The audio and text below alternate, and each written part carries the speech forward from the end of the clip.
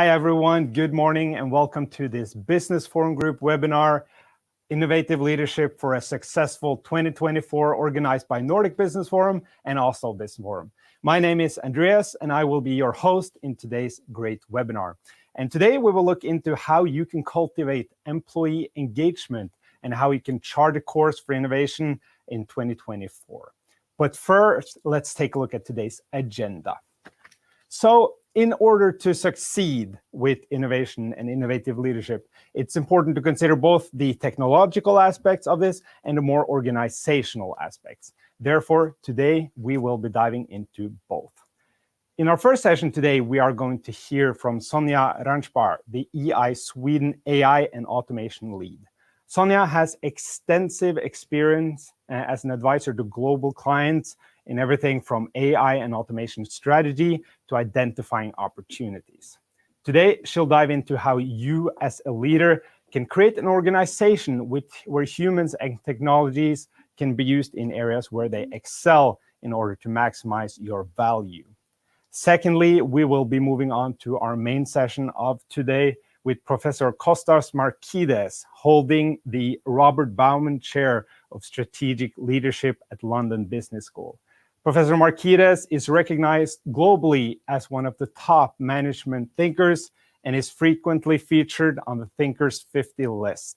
He is an author of several best-selling books all over the world, and maybe even more interesting, he is the best ever rated speaker at Oslo Business Forum. So we're definitely in for a treat today with two great speakers and a great program. To begin with, first, I would love to get some insights from you watching this and your take on this topic and what goes with innovative leadership. And I therefore want you to go into Slido, either by scanning the QR code here on the screen or by going into your desktop browser on the right side of the live stream. And I want you to answer the following in one or two words. What words best describes and embodies your vision of an innovative leader in 2024? What words comes to mind when you think of an innovative leader in 2024? And I'll give you a few moments to answer that. And while we wait, I would like to touch on some of the key learning points of today's webinar. Because when we do these webinars, we really want to focus and make sure that you get actionable tools and implementable takeaways and concrete takeaways that you can take back to your business and implement in your everyday work life. We today want you to learn what are the aspects that you should consider when planning your strategic innovation initiatives for the upcoming years. Secondly, we want you to see how to inspire and sustain a culture of creativity and innovation within your team. And thirdly, we want to make sure that we dive into how innovation requires resilience. In other words, understanding how to lead your team through transformation and disruptive change in the year ahead, which is continuous and which is something we see now all the time. Then let's take a look at the Slido results here on the screen. And we see that there's a lot of responses coming in here. We see that curious, definitely. We need to always be on the lookout for new information, learn new things. People-focused, absolutely. That's something we'll touch on today for sure. Empathetic, visionary, trust, inclusiveness. A lot of these soft skills that definitely are keys for leaders today. Keep those answers coming in. And later today, we will be having a Q&A session with Professor Costas Markides as well. So please make sure to type in your questions in Slido as we go through today's webinar, and I'll make sure to pull those up later. Now, we'll get started with Sonja Ranjbar, the EI Sweden AI and Automation Lead. Sonja will be diving into what you and your business in the upcoming months need to focus on within AI development in order to succeed. She has, as I mentioned, extensive experience about this topic. And more importantly, she doesn't just know about this topic, but she knows how to apply, implement, and manage these technologies and solutions in order to succeed both effectively and efficiently. Today, we're going to get some valuable historical context to all the developments that we're seeing these days, And we're going to be getting some concrete takeaways on how leaders today can enable transformational value through AI and through automation. Please welcome Sonja and Ranjbar. Thank you very much, and hello everyone. I'm really excited to be with you today, and I'm excited about this keynote from Costas because this topic is really close to my heart. I've seen tremendous difference in the value realization when companies and leaders within a company embrace these topics. I read this article several years ago, and it just explained really well what I was seeing when we're implementing automation and AI with clients. It doesn't actually talk about automation and AI, but it talks about new innovations and how long historically it's taken for them to truly realize the value and the productivity that they actually had the potential to deliver and why that actually occurred. So as an example, electricity, when it was first invented, there was a huge hype around it, as you can imagine. It only took 2 years before the first electricity generating stations were created. But 20 years later, only 5% of factories actually powered their machines through the use of electricity. And it took another 20 years before productivity really started soaring with the use of electricity. So why was that? Well, what the first factories did was to just take out the big steam engine that was in the middle of the factory and just pull in electricity wires and power the machines with these new wires. And this is, of course, a huge investment. But at the time, they didn't really see the cost savings or sort of benefits that they were expecting. So obviously, leadership and the industry overall started doubting this new innovation. Is it really something that's revolutionary, or is it just a hype? These first companies have invested so much, but they're not really benefiting much from it. And maybe we should hold off and sort of stick to what we know actually works. So over the years, though, several things happened. Electricity became a lot more common in society and outside of people's work. More people started actually understanding how electricity can be used and what you can do with it. And in the companies, current ways of working started becoming old ways of working, and there was more support for actually changing these.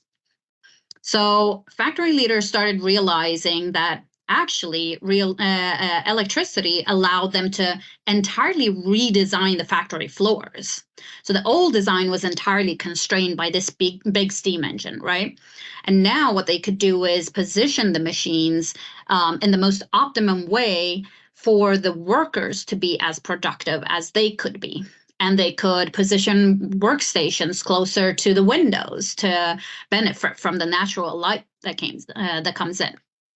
So all of this really led to productivity accelerating immensely within the factories.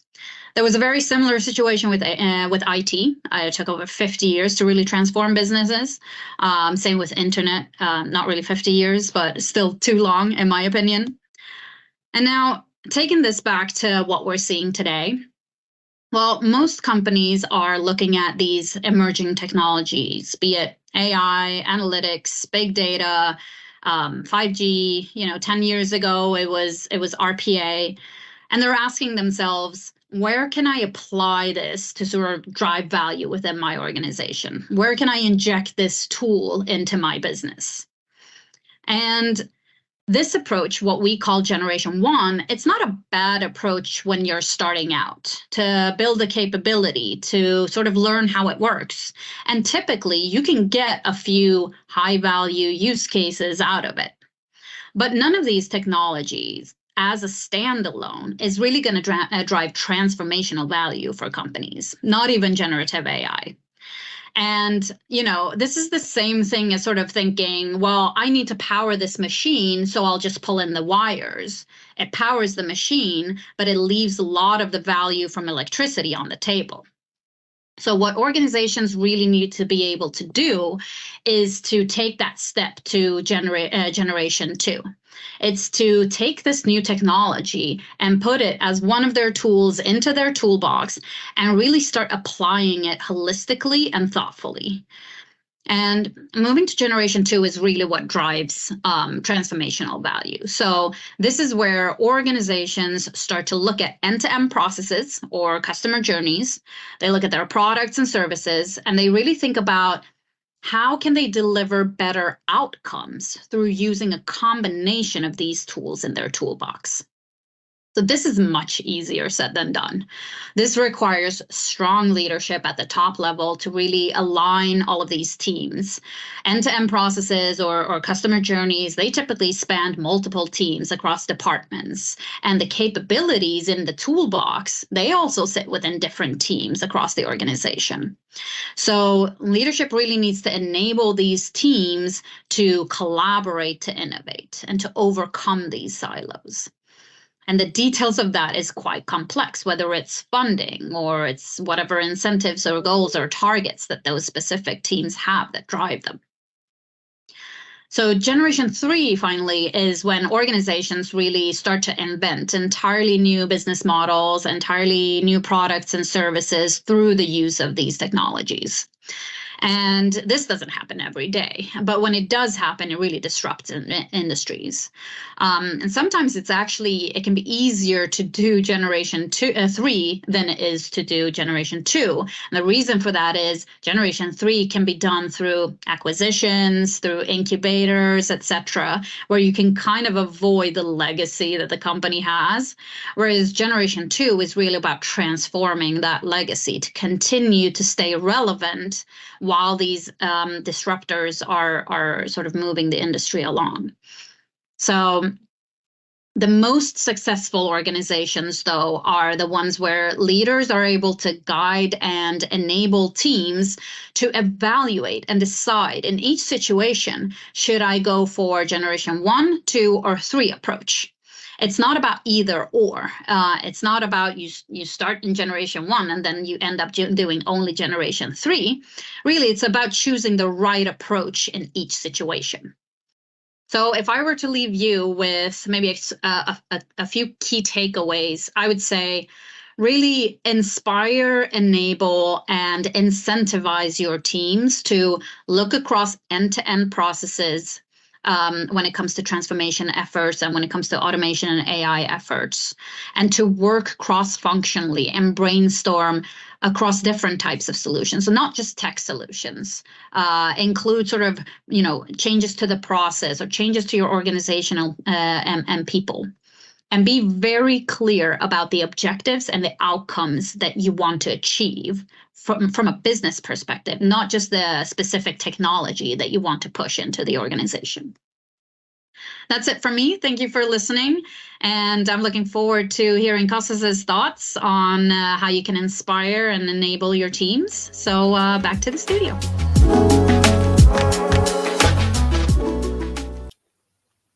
Thank you so much for that, Sonja. Some really concrete and implementable takeaways there. We really appreciate it. And now it's time to move on to our main session with Professor Costas Markides, the Professor of Strategy and Entrepreneurship at London Business School.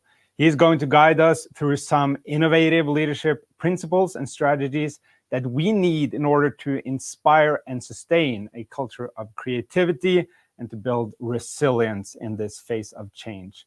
And I could pretty much be standing here all day praising Costas, his works, his books, and him as a speaker. But I think even more importantly, welcome, Costas, this morning. How are you doing? Hello, Andreas. Thank you very much for those kind words. You are setting me up to fail, raising the standards here. Well, you will always deliver, Costas. The virtual stage is yours. Go ahead. Thank you very much. Thank you for the kind words. Good morning, everybody, and good afternoon, wherever you are in the world. Thank you, Sonja, for that wonderful introduction.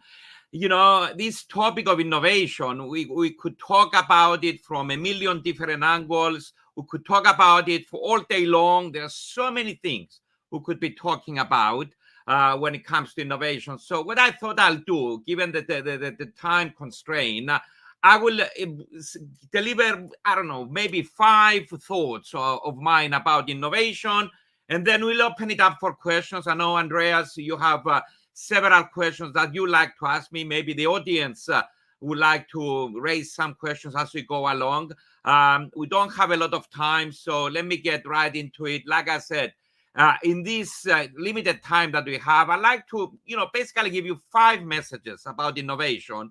I chose these 5. I could have chosen 50 others, but these are the 5 that were close to my heart when I was thinking what I would deliver this morning. So here we go. The first one is that everywhere I go, people always say, oh, how can I become more innovative? And, if you think about it, that's exactly how we frame this webinar as well. How can we improve our innovation and so on? And my first point is to say to you that, guys, it is impossible to answer such a question because it's a very generic question that, we need to become a little bit more specific as to what do you mean by innovation. What do I mean by that? Innovation is not one thing. There are many different types of innovation out there. So, and what you need to achieve one type of innovation may be totally different from what you need to achieve another type of innovation. The question, how can I become more innovative, reminds me of me going to my doctor and then saying to my doctor, I don't feel well. What medicine do you prescribe for me? It is impossible for that doctor to tell me what medicine to take until he or she determines exactly what my disease is. I hope you can see that point. The disease will determine the medicine. It's the same with innovation. If you think about it, we have innovation such as product innovation, process innovation, business model innovation, I don't know, technological innovation. And for each one of these, it could be incremental, it could be radical, it could be sustaining, it could be disruptive.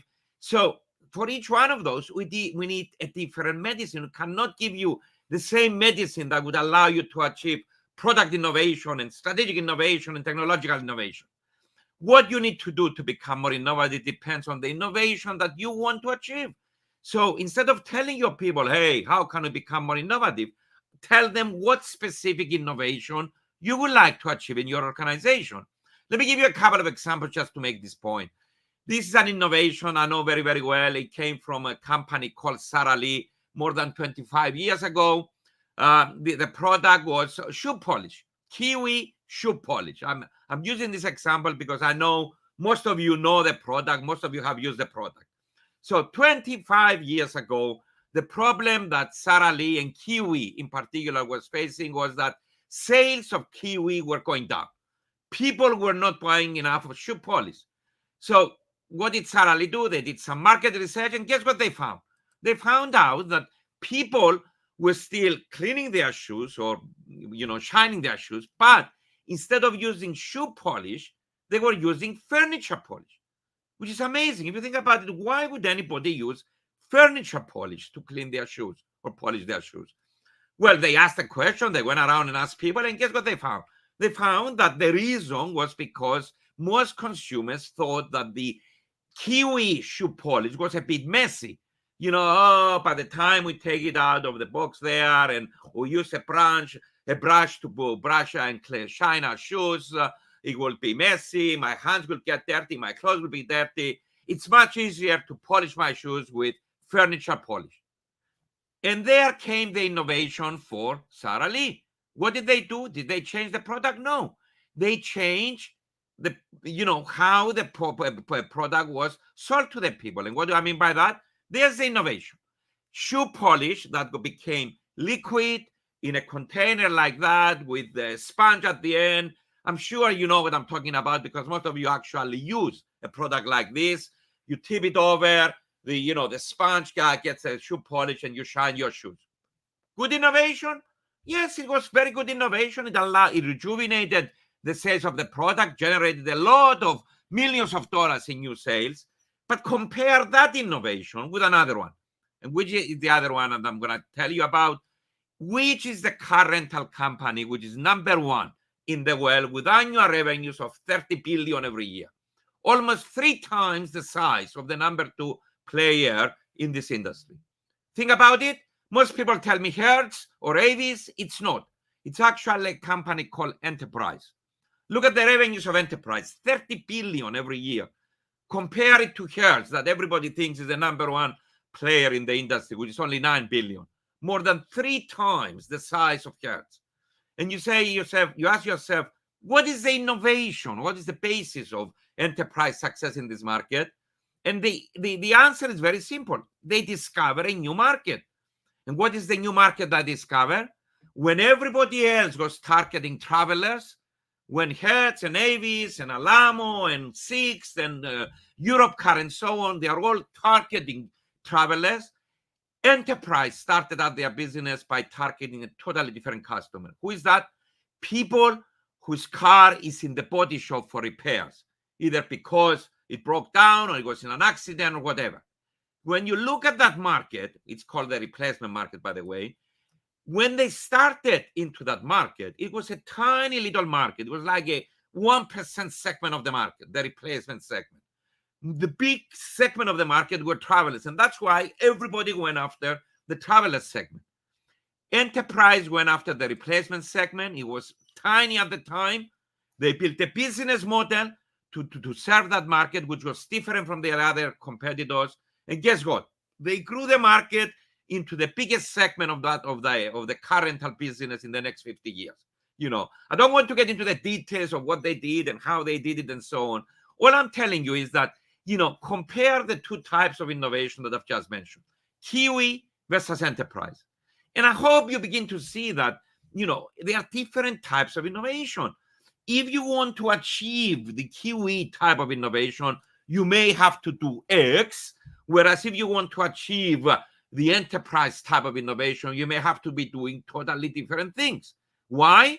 Because the first type of innovation is what we call sustaining innovation. It's a type of innovation that helps us improve the existing business. The second type of innovation, the enterprise one, is what we call disruptive innovation. And it often grows at the expense of the existing business. And therefore, to achieve sustaining innovations, you need to do 2 different things, which is you need to create a culture of innovation. Whereas to achieve disruptive innovation, you may have to be doing totally different things, which is maybe create separate units to, grow these kind of innovations and so on.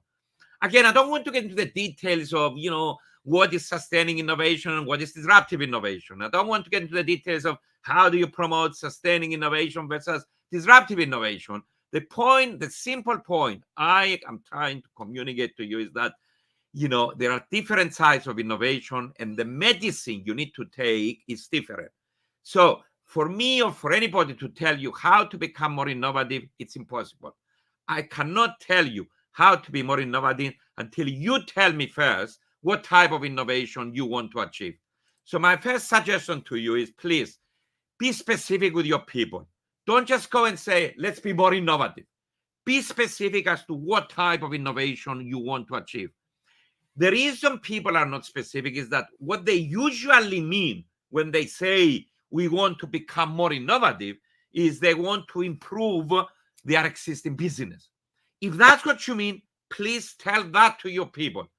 But, the biggest mistake people make is to go and say, let's be innovative, when in fact what they mean in their head is disruptive innovation, new markets, new whatever, and so on. Be specific, because your people cannot deliver on innovation until they know exactly what innovation you want to achieve. That's message 1. My second message is, again, very simple.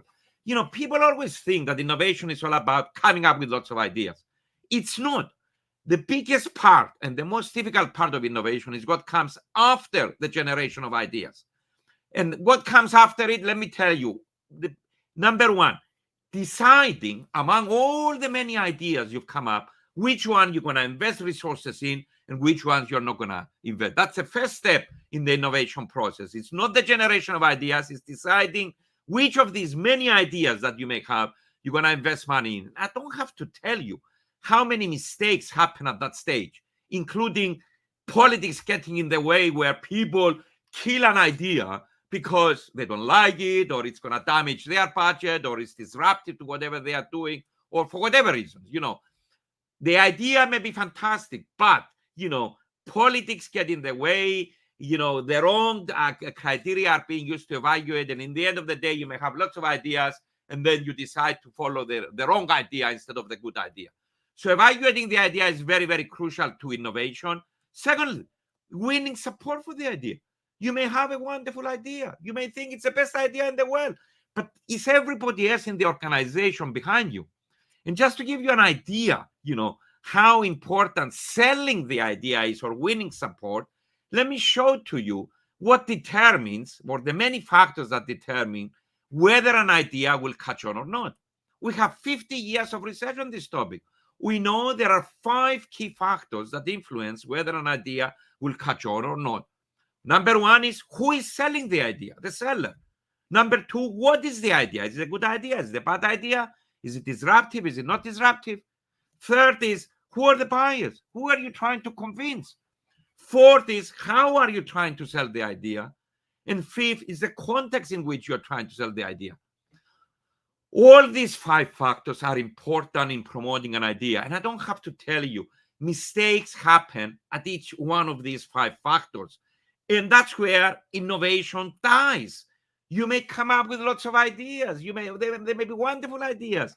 But if the seller who is trying to sell the idea is not a good one, if the strategies you are using to sell the idea are not good, if the buyers are hostile or resistant to the idea, it's not going to happen.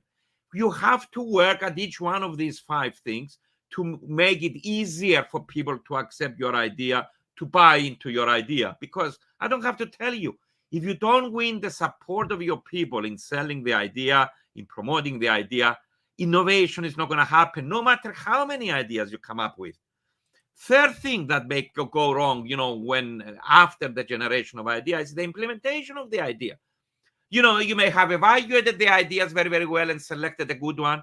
You may have sold it to your people very, very well and they're behind it. But imagine how many other things may happen during the implementation.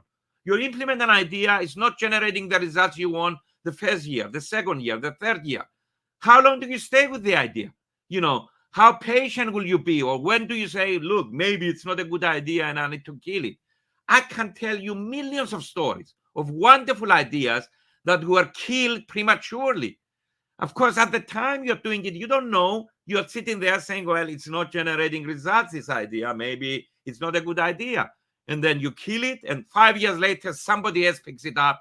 And you sit there and say, how did I miss that? How patient will you be with the investment? How can you protect that investment, that innovation, from the internal politics and so on?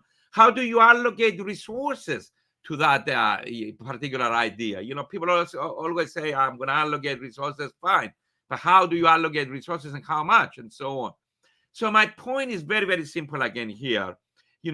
Innovation, or becoming innovative is less about coming up with ideas and more about what you do after the ideas have been developed.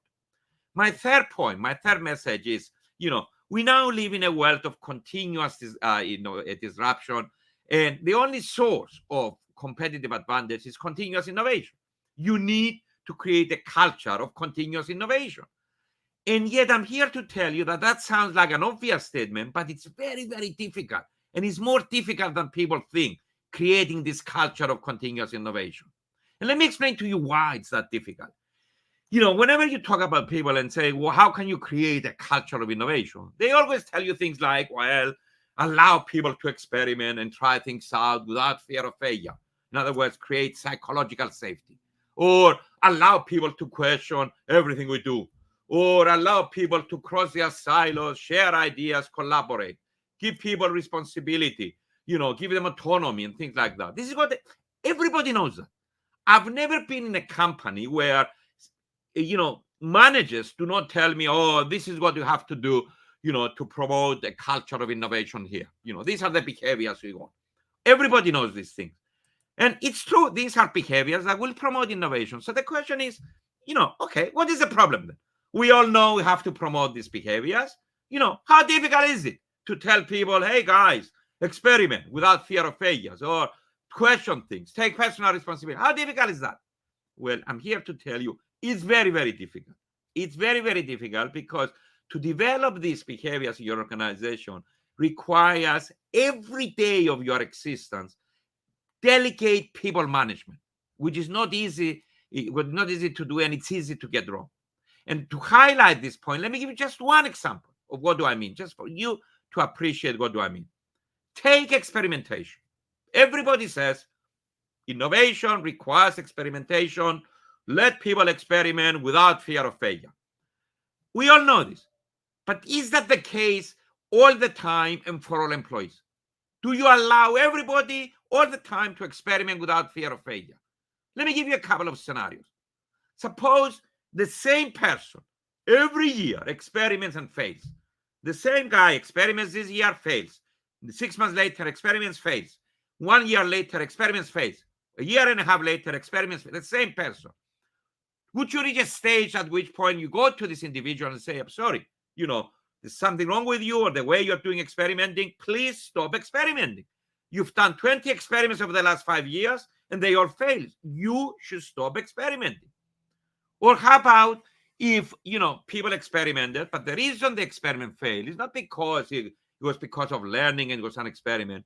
It's because they did it, they designed it inappropriately, or they implemented it in a really incompetent manner, or they didn't ask for help, or they didn't involve everybody else. They did it in a stupid way. Do you have the right as a manager to go there and say, look, you really messed up here. You did it in an incompetent manner, in a non-transparent manner. You're stupid. You'll be punished for it. And I think these are scenarios where, you have to have the right to say to people, I'm sorry, you stop experimenting. You have to have the right as a leader to say to people, look, you've done this in a stupid way, and I'm not gonna allow you to do it again. In other words, what am I saying here is that there are times when you'll have to say yes to some people experiment and no to others. There will be times when you have to say yes to some experiments and no to others. There will be times when people, when they fail, you say, okay, I forgive you, it's just learning. And there will be times when you'll have to say, you did stupidly here, you'll be punished. You will need to sometimes encourage experimentation and sometimes discourage it. And how easy is that? And not only how easy is it, the challenge that you face is the following. The first time you go and say to somebody, look, I don't want you to experiment. Or, look, you did this in a stupid way, so you're going to be punished for the stupid experiment you undertook. You know what's going to happen? Everybody in your organization will start saying, you see, this boss, he or she always says, experiment, don't worry about it. If you make a mistake, it's not a mistake. They say that, but the moment somebody makes a mistake, they punish them and so on. You destroy this idea of experimentation simply by punishing somebody for doing a stupid experiment. It's difficult. The point I'm trying to make, guys, is that, the chance that you will sometimes make the wrong decision is high. The chance that sometimes you will punish somebody without communicating enough to people why you punish that someone, is high. And finding that balance is very difficult. And that's why I say it requires very delicate people management on a continuous basis within the organization. And, the chances of getting one of these things wrong, it's high. And so now I've tried to explain this point to you using just the case of experimentation. I don't have to tell you it's the same for every behavior that we want with innovation. Diversity. We want diversity, but diversity is good for innovation, but too much diversity is bad. Autonomy is good for innovation, but too much of it can lead to chaos. Crossing the silos and interacting with colleagues is good for innovation, but too much could be time-consuming, inefficient, and counterproductive. You see what I'm saying?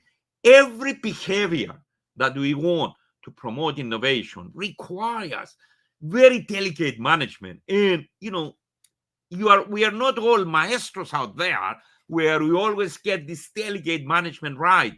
Every so and then, we're going to make a mistake. Every so and then, we're going to punish the wrong people for the wrong reason. And that will destroy, everything we've tried to achieve over the last months or years and so on. Therefore, the third message that I'm trying to communicate to you is that creating a culture of innovators requires much more than anything else, careful and delicate people management on a daily basis. And this is where the probability of messing up is really, really high. it really is up to you to be very, very careful how you try to achieve these things. Fourth message, business model innovation. This has become the innovation of the digital age. There's a reason to it. The reason is because the technologies of the digital era, the technologies of the social era, have allowed for the proliferation of many new business models that we didn't have before. For example, the online platform business model, it didn't exist 20 years ago. It's the technologies of the digital era that allowed, companies like Amazon and eBay and Airbnb and so on to emerge through the platform business model. But it's not just the platform business model. They will have new business models emerging almost on a daily basis now, whereas in the past, we used to have one business model every 10 years. Now we have 20 every day. So business model innovation is the type of innovation that is really, really hot in the digital age right now. And therefore, most companies always say, oh, I need to business model innovate here. And how can I develop a new business model innovation?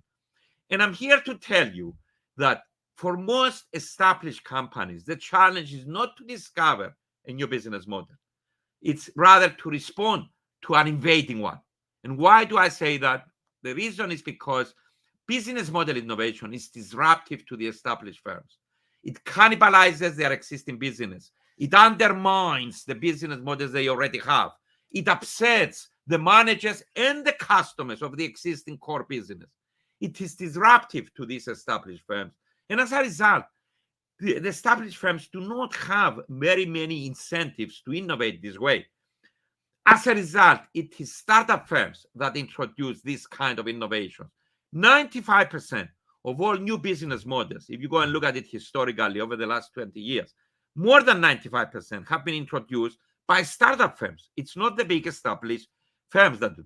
So if you're an established firm, your challenge is more likely to be not how do I discover a new business model, but how do I respond to a business model that somebody else introduces in your industry. And I've written a whole book on this one. You can go and read my book about how do you respond to business model innovation. But there are two key messages that I want to leave you out of this book of mine. Number one, you do not necessarily have to adopt the invading business model. There are many other ways to respond to a new business model, only one of which is you adopting the new business model. In fact, most established companies actually, they don't adopt the new business models. They take elements of the new business model and incorporate it into their existing business model to make it better, to improve on it, and compete with the new business models that way.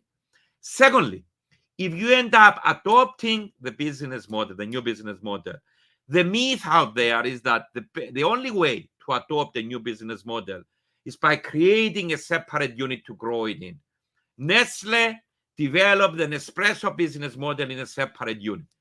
I know there are many examples of companies that did that, but let me tell you, creating a separate unit is necessary but not sufficient for success. There are many, many other things you need to do over and above creating a separate unit. And I'll leave it at that, because if you are interested in this particular topic, again, I encourage you to go back and have a look at the book I just mentioned. And finally, so my message number 4 is your challenge is to respond rather than discover a new business model. My fifth and final message, you can be an innovator even if you discover nothing. Why? Because innovation is not the same thing as invention or discovery. Let me give you just one example of this. Who discovered the disposable diaper more than 80 years ago? And it's not Procter & Gamble, it's not Pamper.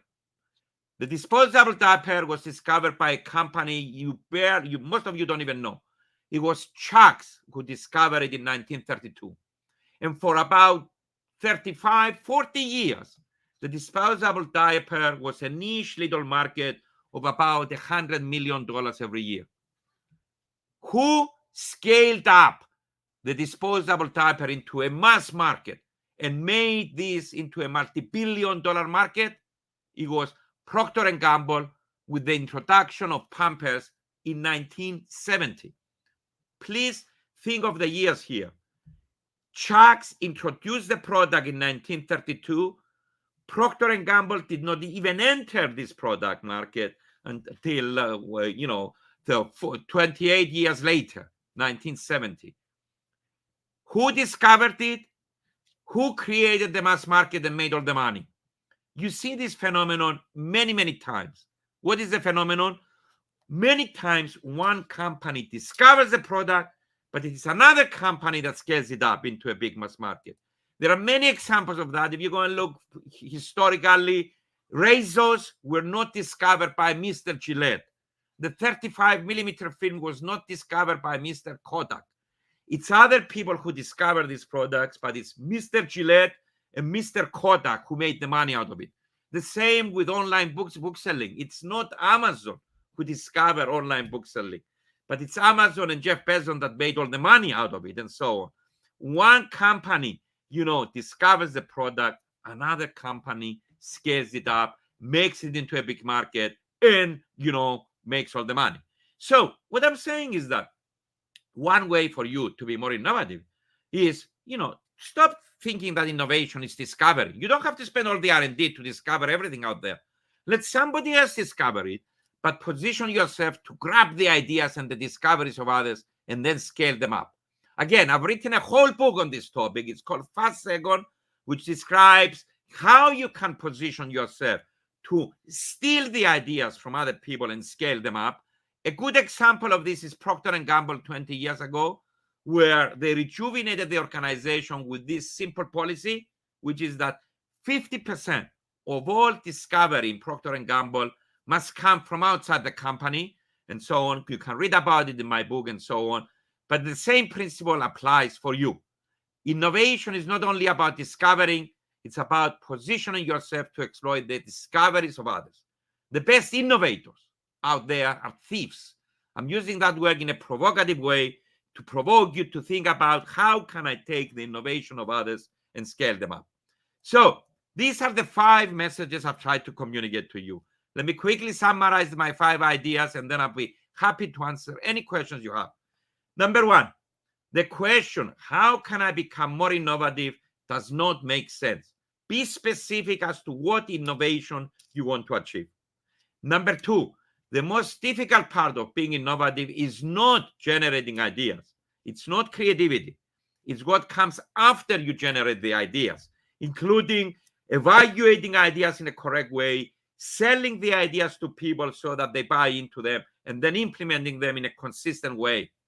Number 3, creating an innovative culture requires careful and delicate management of human beings on a daily and continuous basis. Number 4, business model innovation is the innovation of our digital era. But your challenge, if you are an established firm, is not to discover one, is to respond to what other people bring into your industry.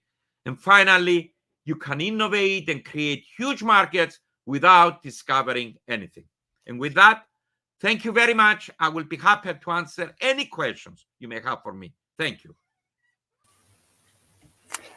That is terrific, Costas. Thank you so much. A lot of great takes on this, and a lot of, I think, refreshers and eye-openers for all of us. I want to encourage everyone to keep asking questions, or also upvote the ones that you want us to ask. And I will start off with one question here, because you mentioned that there's a lot of different approaches to innovation, and one that we see a lot these days is, of course, the technological innovations.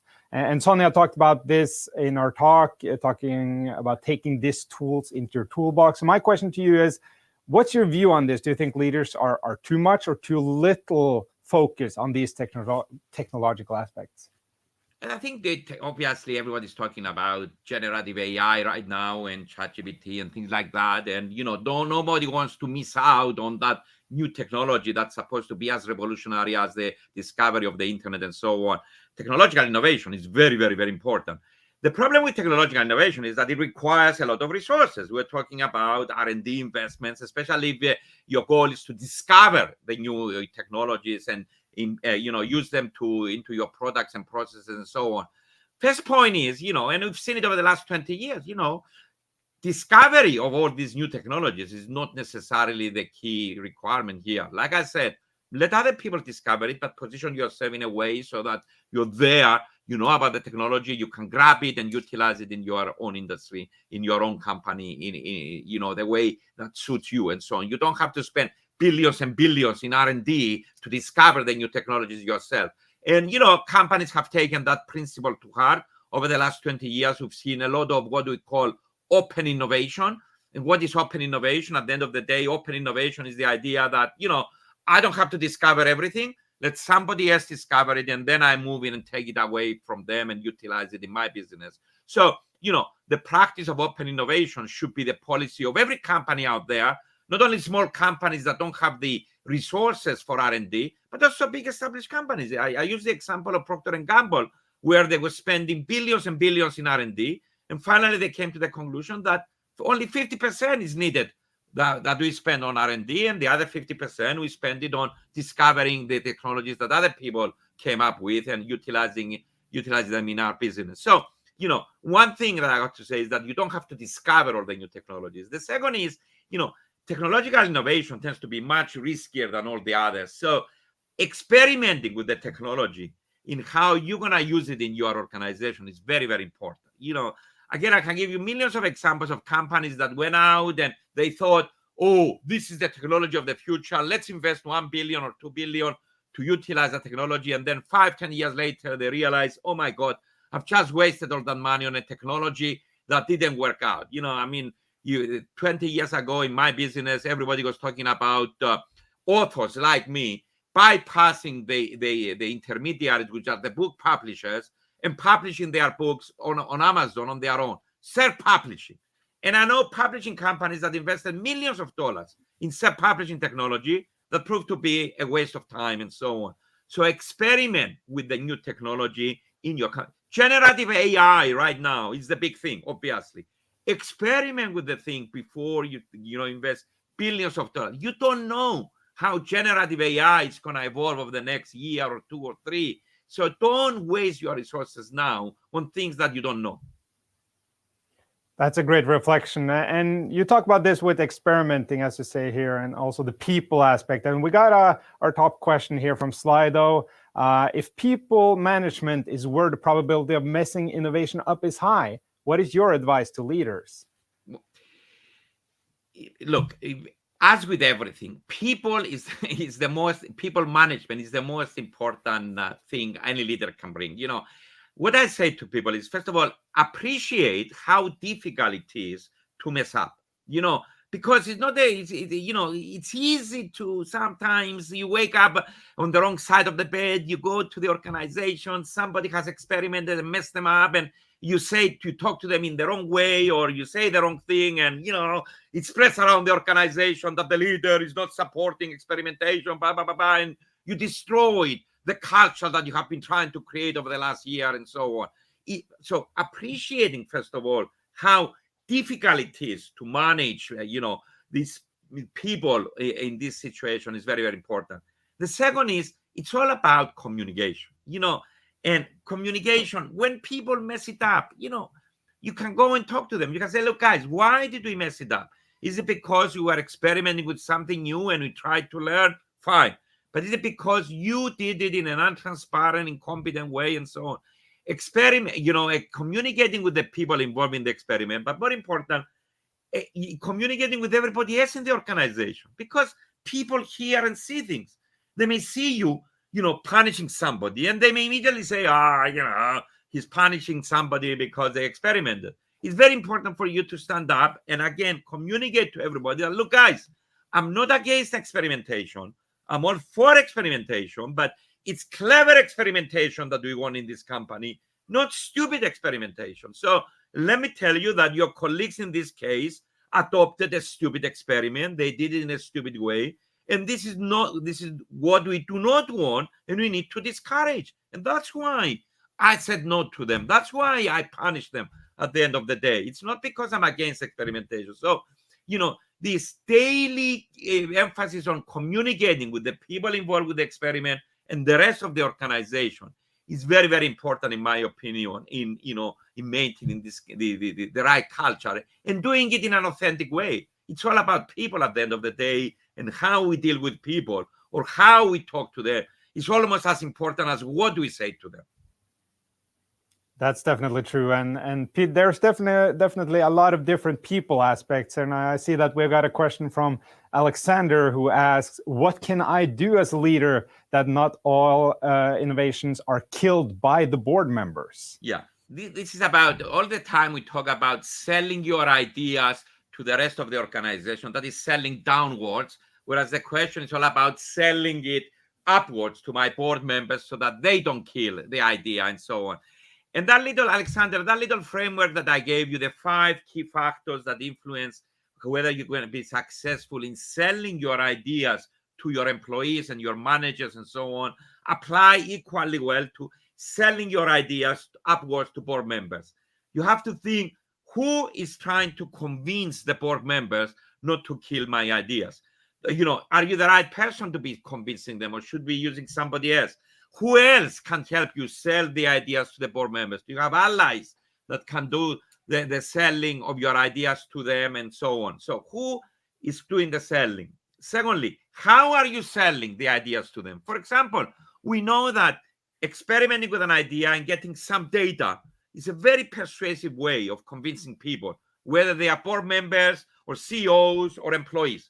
It's one thing to go to people and say, I have a good idea, I think it's going to be very, very successful, support it, versus I have a good idea, I've tried this little experiment, here are the results of the experiment, it shows that the idea is very, very good. Much more persuasive to have some data to support your idea.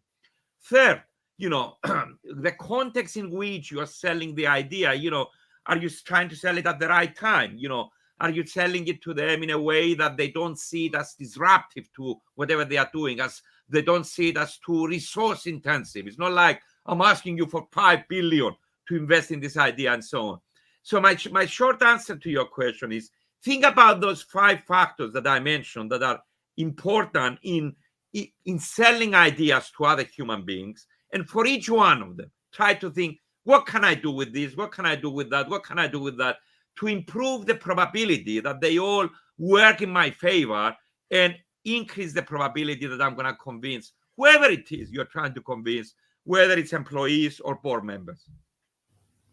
That's terrific. A lot of really concrete steps there for Alexander. And we got one here from Colin, who's asking, what mechanisms do companies need to put in place to drive innovation? Amazon has its leadership principles, bar racers, 6-pagers, PR FAQs, single-threaded, etc. Look, you can put a lot of mechanisms out there. 3M has this policy of 15% of your time you can take to work on unauthorized projects and so on. Some companies have put policies in place about the kind of meetings you can have, the kind of emails you can have, and so on. At the end of the day, in my opinion, the processes you put in place are important, but the most important thing is to create a culture where, people are allowed to come to innovate, to come up with ideas. The behaviors that I mentioned before, we all know that these are the behaviors that promote innovation, questioning, looking outside for ideas, crossing your silos, experimenting, these are all. If you can get everybody in your company to behave like that every day, I guarantee to you that innovation is going to happen without even you asking for innovation. I always say to people, innovation is not something you can ask people to do. You cannot go to an organization and say, let's be more innovative. No. What you can do, innovation is a byproduct of these behaviors that I mentioned. If you get these behaviors, you're going to get innovation. So the key challenge, again, to me is going back to what I said before. We all know the behaviors that promote innovation. It's not rocket science. It's not secret. You saw them on my slide. Everywhere I go around the world, people say, this is what we want people to be doing to be more innovative. The question then is, how can you get everybody in the organization, behaving like this every day? If you achieve that, innovation will happen. And so for me, much more important than incentives or processes or structures and so on, is creating that culture that promotes those behaviors. That's some really good reflections there, Costas, for sure. And there's a lot of questions coming in here. We have time for one more. So I want to end one with one I think that a lot of us can relate to. and that is, how do we best battle the short-term focus most organizations are suffering from these days? Yeah, well, it's $1 million question, that one. How do you battle the short-term focus? First of all, I think when you're investing for the long term, be sympathetic to other people who say, you're investing for the long term. How long is this long term? And so I want to see some short-term results. So be helpful to them. Accommodate them by breaking up your long-term projections and long-term objectives into short-term. Give them a roadmap and say, look, guys, in the long term, I'm going to need 10 years, let's say, for this innovation or for this idea to come to fruition. However, after 6 months, if we are moving in the right direction, we're going to see this. After 12 months, we're going to see that. After 2 years, we're going to achieve this, and so on. Give them a roadmap so that they are comfortable that you are moving in the right direction. Because, even you, if I come to you and say, don't be short-term oriented, give me 10 years, and then I'm prove to you that my idea and my investment is good, you're probably going to say, look, 10 years, how do I know you're moving in the right direction? How do I know I'm not wasting money for 10 years? You need to make people comfortable that you are moving in the right. So giving them a roadmap like this, I think, is very, very, very important. It's the same with the stock market. People always complain that, go to the stock market, you go to the analyst, and they want to see quarterly results. They never say what's happening after a year or 5 years and so on. Yeah, of course they want to see quarterly results, but you have to, show to them how this quarterly result and the next one and the next one relate to the long-term objective here and so on. So my best advice is make people comfortable so that they give you the long-term horizon that you require. Simply asking for it and calling people short-term oriented as opposed to long-term oriented is not going to work out for them. You have to manage the risk that's inherent in a long-term horizon. That is terrific, Costas. Thank you so much for this. That's all we had time for today. I really want to thank you for taking time. It's always a pleasure to have you here with us. And I also see that you have a Manchester United jersey there behind you. Hopefully, for your sake, that they will also pick up the ball here in 2024. Thank you, Andreas. Thank you very much. Thank you, everybody. I hope you found it useful. Goodbye. Goodbye. Well, that concludes today's webinar and the last Business Forum webinar of 2023. I just want to encourage you all to take a moment, please, to rate this webinar in Slido. The poll is right there. Now, we really appreciate it. Once more, thank you so much to Sonja Ranjbar from EY and from Professor Costas Markides. Thank you so much for taking time to share your wisdom with us. And I want to thank all of you all for joining us this morning. And please follow our channel for more updates on things coming up.